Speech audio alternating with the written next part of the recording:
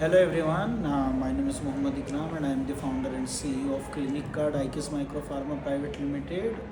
अभी हम आ चुके हैं सलमपुर स्कूल में GBSS सलमपुर नंबर 1 और हमारे लीड इंचार्ज हैं सनत सर।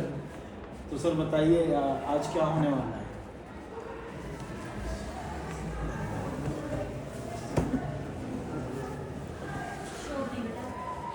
इकराम जी और इनकी पूरी टीम को सबसे पहले मैं धन्यवाद देना चाहता हूं कि इन्होंने अपना बहुमूल्य समय निकाल कर हमारे जो छात्र हैं स्टार्टअप के लिए जो तैयारी कर रहे हैं उनको मार्गनिर्देशन देने के लिए उपलब्ध हुए हैं। और मैं बच्चों से कहूंगा कि एक बार ताली से इनका स्वागत भी करें।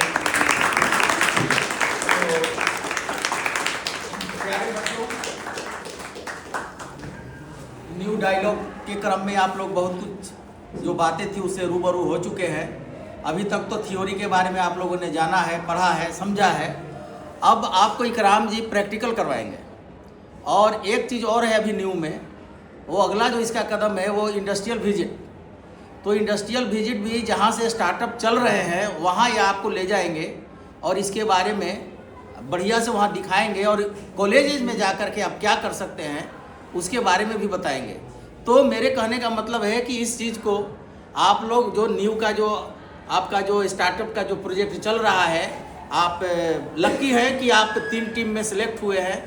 5-6 हमारा जो SIC जो कमेटी था बड़ा शिद्दत के साथ और बहुत माथापच्ची के साथ जा कर के आप लोगों का सिलेक्शन किया है। तो आशा ही नहीं पूर्ण विश्वास है कि आप लोग हमारा जो SIC कमेटी जो है उसके विश्वास पे खरे उतरेंगे और इकराम जी का भी आगे चल के नाम रोशन करेंगे। इनके मार्ग निर्देशन में आप बड़ी से बड़ी सफलता प्राप्त करेंगे। तो इन्हीं शब्दों के साथ मैं धन्यवाद कहना चाहता हूँ।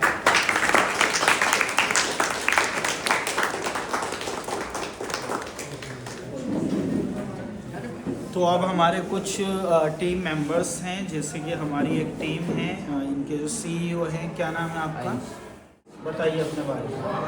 Good evening sir, my name is अंश और हमारा प्रोडक्ट है सोलर पावर बैंक।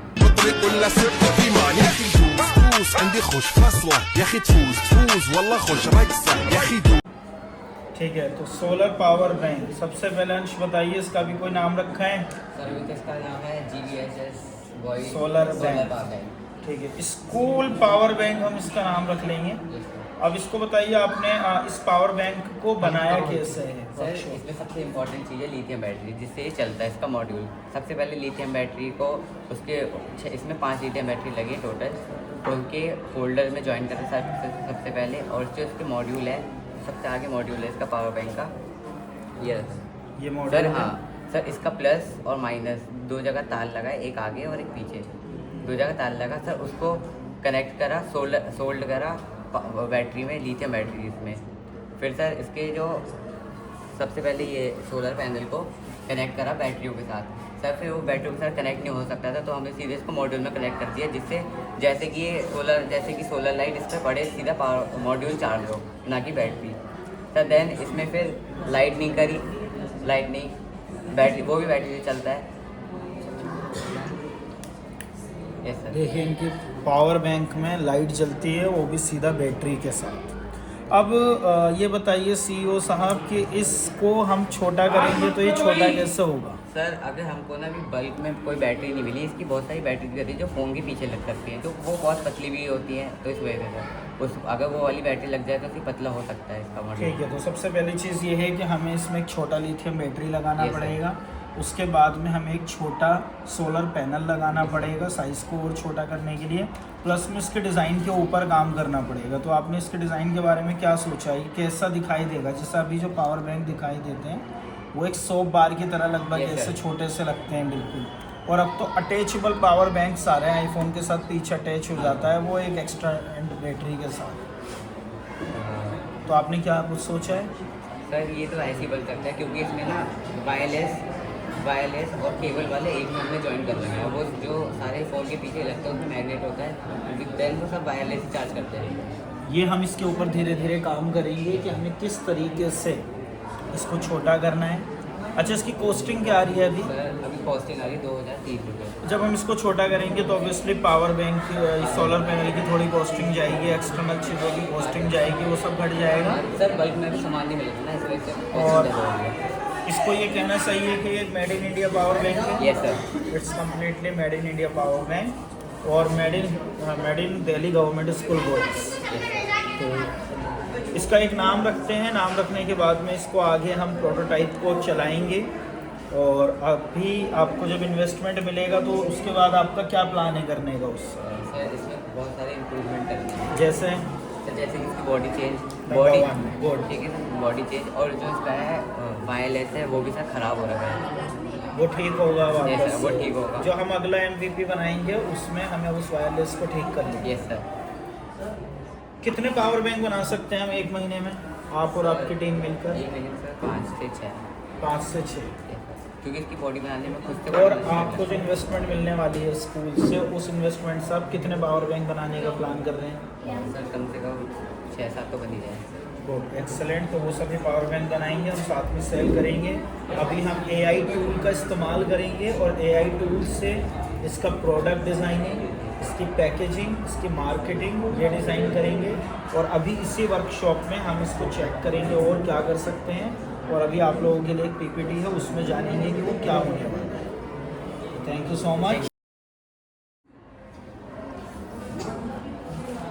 मैंने भी सलमान, आज हमने सोप बनाया है। ولا ثقة في مان يا أخي جوز فوز عندي خوش فصلة يا أخي تفوز تفوز ये हमने नेचुरल सोप बनाया है एलोवेरा और नीम से। दिखाइए। तो आपका जो साबुन है, ये साबुन क्या करता है, कुछ खूबी है इसकी?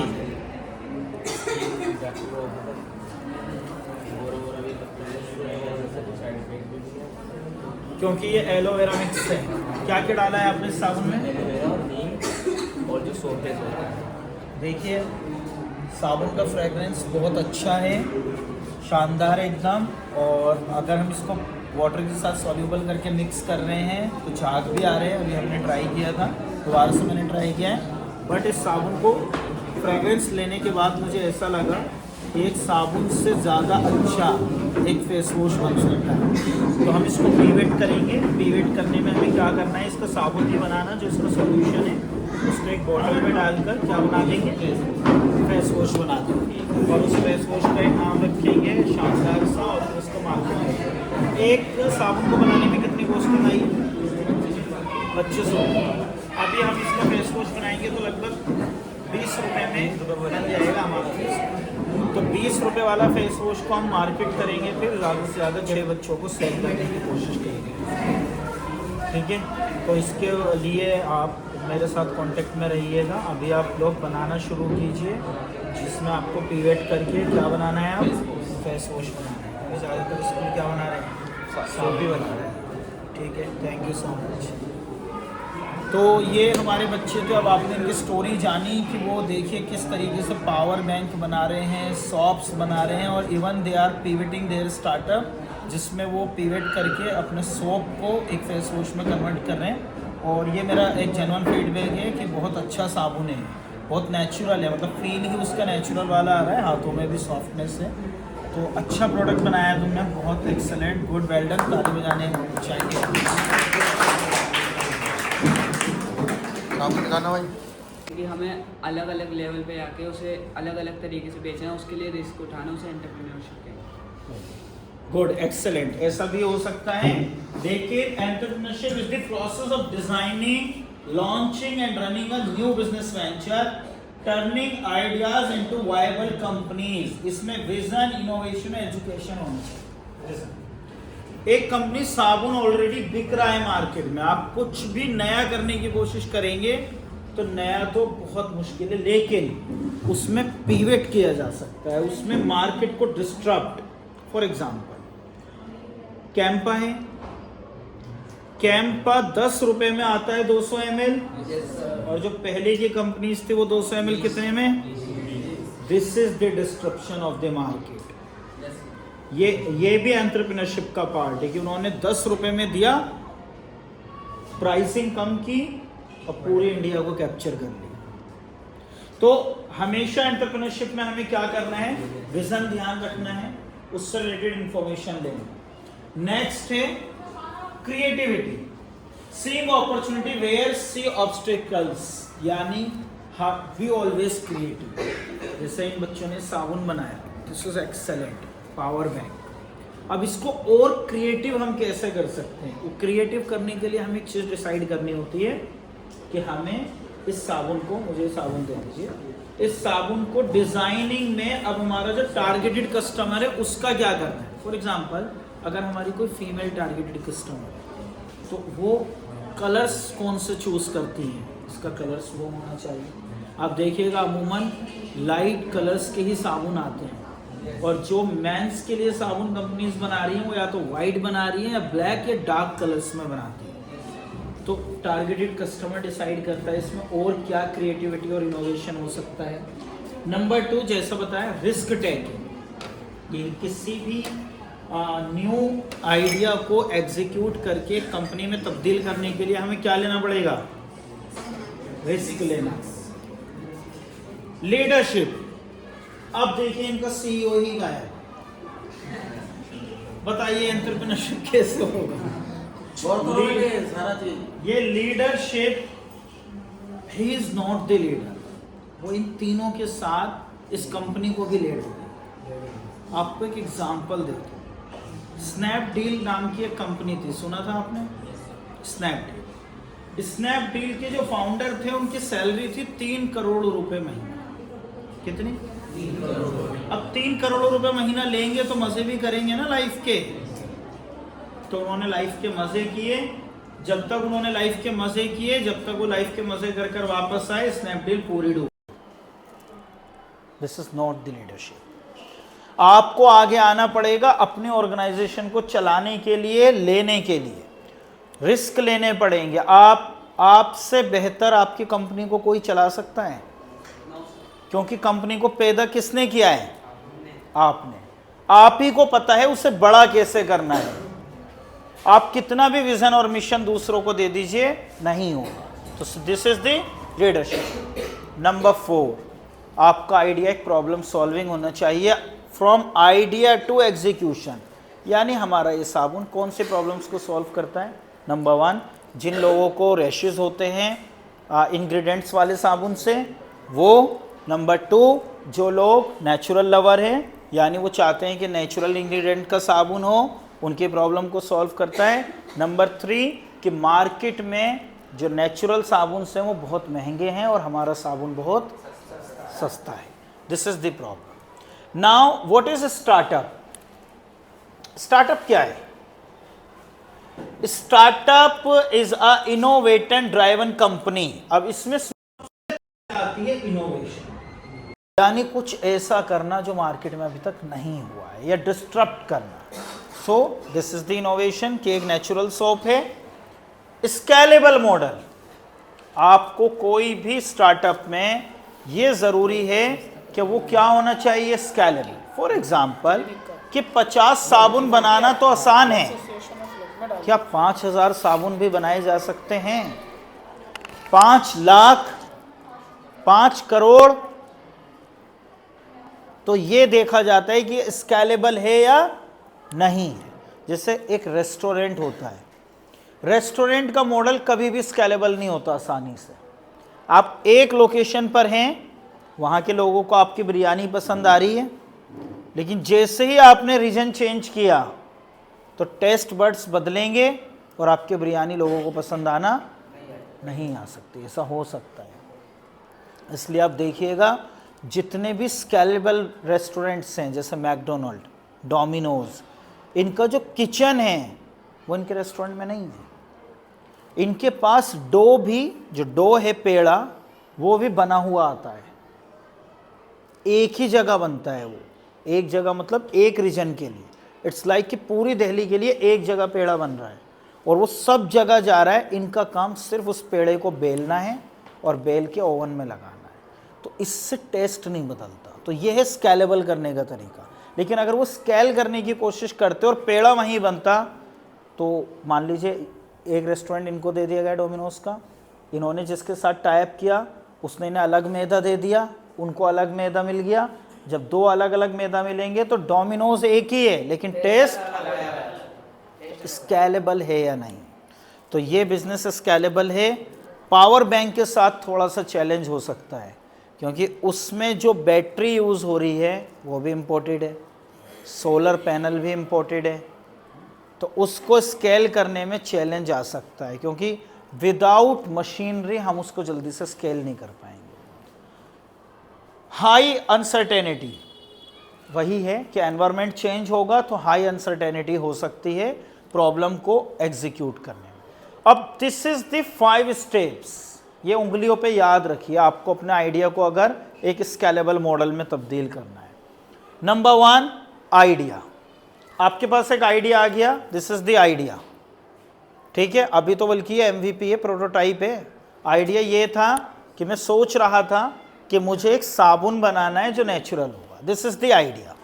उसके बाद मैंने क्या किया, रिसर्च, कि इस आइडिया को बनाने के लिए मुझे क्या क्या चाहिए, इस साबुन को, रिसर्च हो गई, मैं वो सामान ले आया, अब मैंने प्रोटोटाइप बना दिया, दिस इज द प्रोटोटाइप।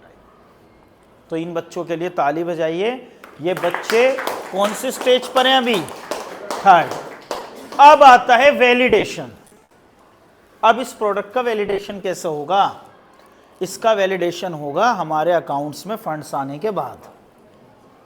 जब हमारे पास पैसा आ जाएंगे, उन पैसों से हमने जितना भी प्रोडक्ट बनाना है वो हम बना लेंगे, बनाने के बाद हम कस्टमर को देंगे, ये लो 500 रुपये का साबुन। अब कस्टमर हमें इसको वैलिडेट करके बताएगा कि जब उसने इस साबुन को यूज़ किया तो उसे कैसा लगा, ये साबुन दूसरे साबुनों से अलग कैसे है। उसके बाद फिर हम इसको लॉन्च कर देंगे एक अच्छी कंपनी में, हम कर सकते हैं, या फिर हम इसको वैलिडेशन पर रहेंगे स्कूल टाइम में, जब हम यूनिवर्सिटी कॉलेज में जाएंगे तो एक प्राइवेट लिमिटेड कंपनी बना के और फिर इसको क्या करेंगे, एक प्रॉपर लॉन्च। और अभी भी हम कोशिश करेंगे कि एक इसको अच्छा प्रॉपर लॉन्च दें।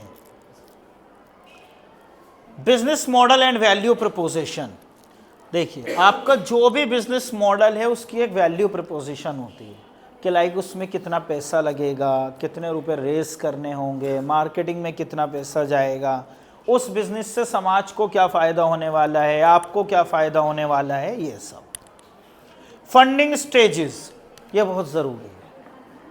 आपने इस साबुन को बनाया और बनाने के बाद में ये साबुन हमारा, हम 1 साल तक इस कंपनी को चलाते रहे। अब हमने कहा जी स्केल करेंगे, हम स्केल करने के लिए हमें क्या चाहिए, तो पैसा लाने के तरीके क्या क्या है।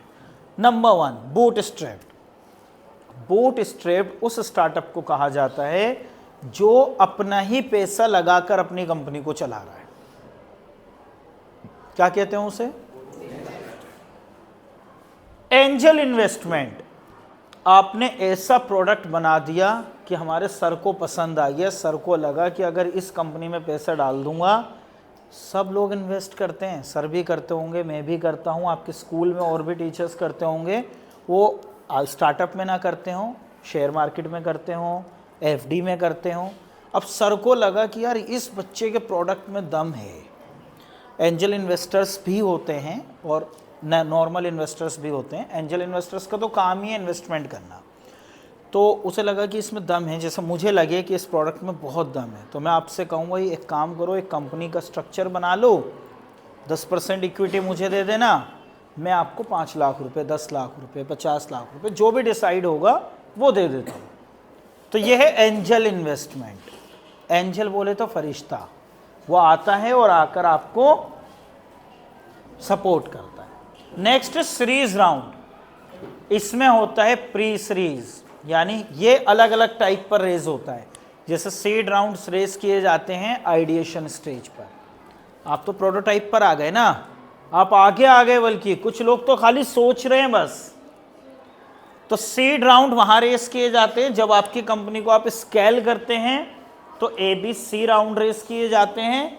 लास्ट में ग्रांट्स और कॉम्पिटिशन्स, ये देखो यहाँ लास्ट है, लेकिन आपको कंपनी का प्रोटोटाइप बनाते ही ग्रांट्स मिल रहे हैं। जो 20,000 रुपये है वो ग्रांट्स है ना, उसको वापस नहीं देना है। ऐसे ही और भी ग्रांट्स मिलेंगे आपको आगे चल के। Entrepreneurship drives innovation. Roles of incubator and accelerators, जैसे कि बताया जा रहा है।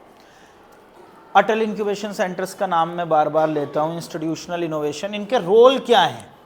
देखिए, इंक्यूबेशन का काम है आपके आइडिया को लेकर और आपको और आपकी टीम को लेकर अपने ऑफिस में बिठाना, उसको पॉलिश करना और उसको एग्जीक्यूट करना। जब आपका प्रोडक्ट ऐसे स्टेज पर पहुंच जाएगा कि हमें उससे क्या करना चाहिए, तो आप जाएंगे एक्सलेटर। एक्सलेटर क्या करेगा? इसको स्टार्ट कराएगा। अब हम एंटरप्रेन्योरशिप क्यों करते हैं? Why? Number 1 problem in India, jobs. तो हमें क्या करना है? जॉब्स क्रिएट करना है। होगा इकोनॉमिक होगा। हम एक ऐसी प्रॉब्लम को सोल्व कर, हमारे लोग परेशान। Thank you so much. I am Mohammad Ikram, founder and CEO of clinic card. Thank you.